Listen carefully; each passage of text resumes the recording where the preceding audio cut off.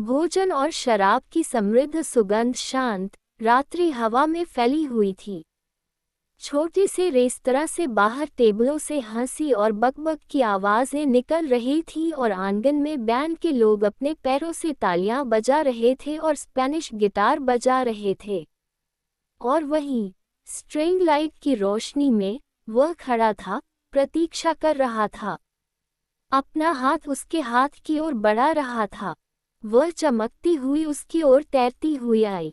उसका शरीर लाल रेशमी कपड़ों में लिपटा हुआ था, उसके बाल उसके कंधों से होते हुए उसकी पीठ तक बह रहे थे। उसने उसे अपनी बाहों में ले लिया और एक पल के लिए वे चुपचाप खड़े रहे। संगीत बंद हो गया, खाने वालों ने अपनी सांस रोक ली और फिर गिटार की झनकार के साथ वे नाचने लगे। गाना तेज और जोशीला था। दुनिया धुंधली हो गई जब उसने उसे दूर घुमाया, फिर उसे इतना करीब खींचा कि उसे लगा कि उसकी छाती उसके सीने से दब रही है और वह सांस ले रहा है। उनके दर्शक मंत्रमुग्ध थे, वे बर्फ पर जैसे हिल रहे थे। जैसे ही गाना खत्म हुआ, उन्होंने शानदार तरीके से गाना खत्म किया। उसने उसे पीछे की ओर झुकाया, उसे सहजता से पकड़ लिया। उसके बाल जमीन पर गिर रहे थे। जयकार और तालियां बज उठी जब वह उसे चूमने के लिए झुका। Beep beep beep beep. Bathroom के शीशे में अपनी थकी हुई परछाई को देखकर वह पलकें झपकाने लगी और फिर जल्दी से दरवाज़ा खोलकर चरमराती सीढ़ियों से नीचे भागी। उसने झाड़ू पकड़ी और अलार्म बजाना शुरू कर दिया। धुआं रसोई में भर गया था और दालान में घुस गया था। सिंक के ऊपर की छोटी खिड़की को धक्का देकर उसने चाय के तौलिए को जोर से हिलाना शुरू कर दिया। फिल भौहें सिकुड़े हुए दरवाजे पर प्रकट हुआ। क्या तुम कुछ चिप्स भी नहीं बना सकती? उसने एक पल के लिए उसकी तरफ देखा। क्या तुम बेकार हो? उसने कुछ नहीं कहा, बस ओवन से काले पड़ चुके चिप्स की ट्रे निकाली और उन्हें छोटे क्रोम पैडल बिन में फेंक दिया। फिल ने उसे धक्का देकर बिन और फ्रिज के बीच में फंसे डिब्बे से बियर निकाली। उसने गर्म कैन को खोला, उसे अपने ऊपर छिड़का और फर्श पर गिरा दिया। तुम बहुत भाग्यशाली हो कि मैं तुम्हारी बकवास बर्दाश्त कर सकता हूँ, उसने कहा और वापस लिविंग रूम में लौट आया। उसने लाइटर की क्लिक और बियर की चुस्की सुनी। उसने चिप्स का बैग फ्रीजर से निकाला, ट्रे पर एक परत फैलाए और उसे ओवन में रख दिया। उसके पैरों के नीचे ठंडी, गीली रेत रेशम की तरह लग रही थी। उसकी उंगलियां उसके साथ उलझी हुई थीं।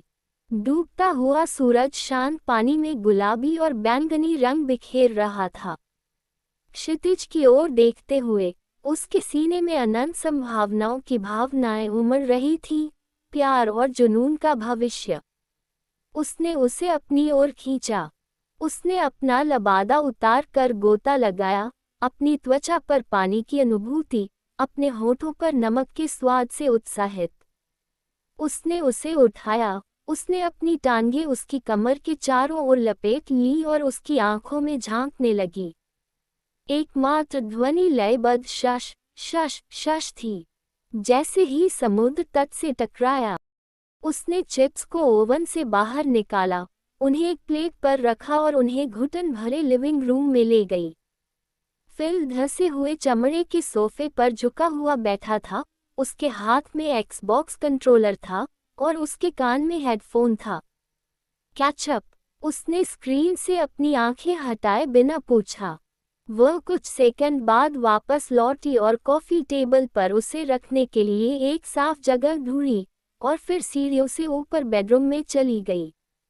बिस्तर एक घिसा हुआ गुलाबी कालीन छिपा हुआ था और कमरे के अधिकांश हिस्से को घेरे हुए था, मुश्किल से किनारों के आसपास जगह बनाने के लिए पर्याप्त जगह छोड़ रहा था। टूटे हुए स्लेटेड ब्लाइंड को हमेशा बंद रखा जाता था, जिससे कमरे को रोशन करने के लिए छत के बीच में खुला हुआ लाइट बल्ब लटका रहता था। वह मुलायम सफ़ेद चादरों के बिस्तर पर लेटी हुई थी। बालकनी के दरवाजे खुले हुए थे, जिससे पर्दे हिल रहे थे और नीचे शहर से आने वाली आवाजें हवा में बह रही थीं। चांदनी कमरे को रोशन कर रही थी। उसकी बाहों में लिपटी हुई, वह सुरक्षित थी, किसी भी चीज और हर चीज से सुरक्षित थी। वह उसे नीचे देख रहा था, अपनी कोमल उंगलियों से उसके चेहरे की आकृति को प्यार से छू रहा था। जाओ और भी ले आओ, फिल चिल्लाया। वह सीढ़ियों से नीचे उतरी, अपना कोट पहना और अपने मोजे पहने हुए पैरों को स्लाइडर्स में डाला। बाहर, उसने बगल के फ्लैट में बच्चे की चीख पुकार पर ध्यान नहीं दिया। उसने कंक्रीट की सीढ़ियों में बासी मूत्र की गंध पर ध्यान नहीं दिया, और सड़क पर उसने ड्राइवरों को अपने हॉर्न बजाते और एक दूसरे पर गुस्से से गाली देते नहीं देखा। उसके हाथ ने उसे कसकर पकड़ लिया। जिस जीवंत शहर से वह उसे ले जा रहा था, वह जीवन से गुलजार था। लोग कैफे, दुकानों और कला दीर्घाओं में आते जाते रहते थे।